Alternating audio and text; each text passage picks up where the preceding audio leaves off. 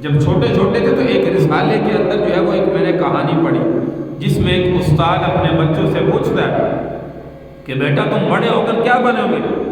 کوئی کہنے لگا میں بہت بڑا مفتی بنوں گا، کوئی کہنے لگا میں بہت بڑا عالم بنوں گا، کوئی کہنے لگا میں بڑا ہو کر فقیہ بنوں گا۔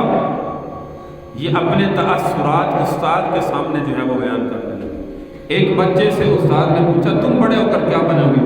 کہنے لگا کہ میں بیری کا درخت بنوں گا۔ رسالے چھوٹے چھوٹے جو ہے وہ آتے تھے، ان رسالوں کے اندر یہ جو ہے وہ سچی کہانیاں جو ہے وہ لکھی ہوتی تھی۔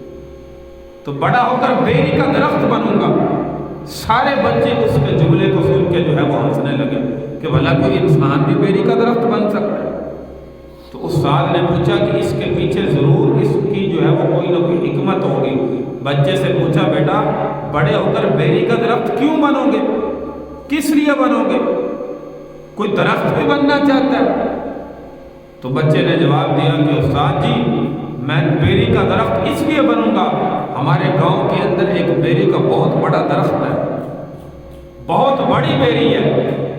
میں اکثر گرمیوں میں دیکھتا ہوں جب دھوپ نکلتی ہے تو ہمارے بڑے بزرگ جو ہے بوڑھی عمر کے افراد وہ اپنے گھر سے جو ہے وہ چار پائیاں لے کر آتے ہیں، اس بیری کے درخت کے سائے کے اندر جو ہے وہ سارے مل کر بیٹھتے ہیں، اور جب بزرگ نہیں ہوتے اس بیری پر پھل لگتا ہے تو میں دیکھتا ہوں کہ اس بیری کو بچے جو ہے وہ روڑے مارتے ہیں، وٹے مارتے ہیں، پتھر مارتے ہیں تاکہ اس کا پھل جو ہے وہ ہمیں کھانے کو ملے۔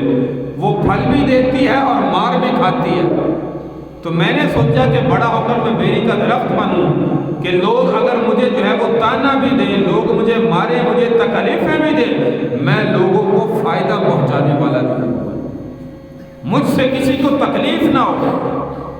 تو یہ ایک معصوم بچے کا سوال کا جواب دیکھیے، میں بڑا ہو کر بیری کا درخت بنوں گا۔ تو میرے بھائی یہ آج ہم سب انسانوں کو بیری کے درخت کی مانند جو ہے وہ انسان بننے کی ضرورت ہے۔ آج ہمارے اندر سے انسانیت ختم ہو چکی ہے۔